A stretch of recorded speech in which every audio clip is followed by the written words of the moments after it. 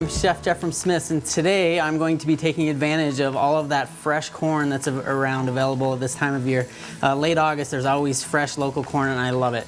Today we're going to make a chowder using roasted corn and shrimp, and it's super good. Let's get right into it.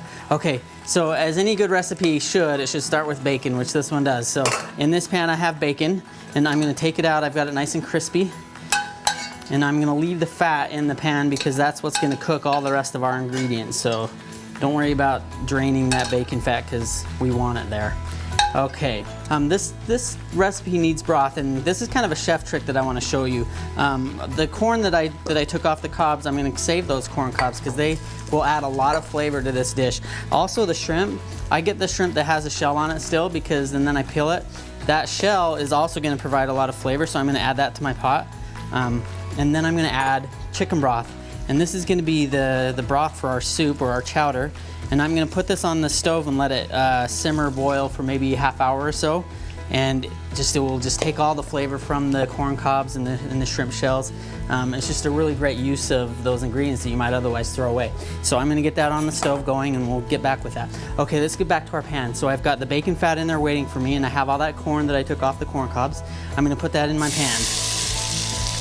And what I want to do here, it's called roasted corn and shrimp chowder. We're pan roasting our shrimp. We're not going to put it in our corn, sorry.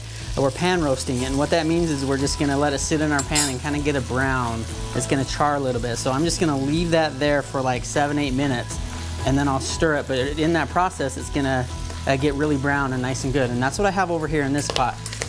It's kind of popping almost like popcorn, so it's perfectly there and ready for me. What I'm going to do now is start adding my veggies to it. So here I have some red onion. You could use any sort of onion in there. I have red bell pepper.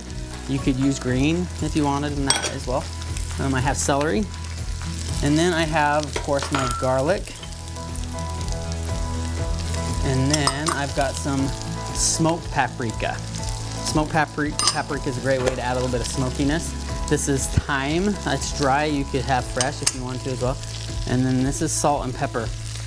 Now what I'm gonna do is let this kind of cook for 3, 4, 5 minutes, just so that onion can really start to cook down and get soft, and all the flavors will just get really, really yummy and comfortable with each other. And then what I'm going to do in the next segment is add that broth that we made, and then I'll show you how to finish this. We're gonna turn it into a chowder, not a soup, so it's gonna be kind of thick. So next segment we will do that, and I will keep working on this, and we'll see you back here in just a few minutes. So we'll see you in a bit. Bye-bye.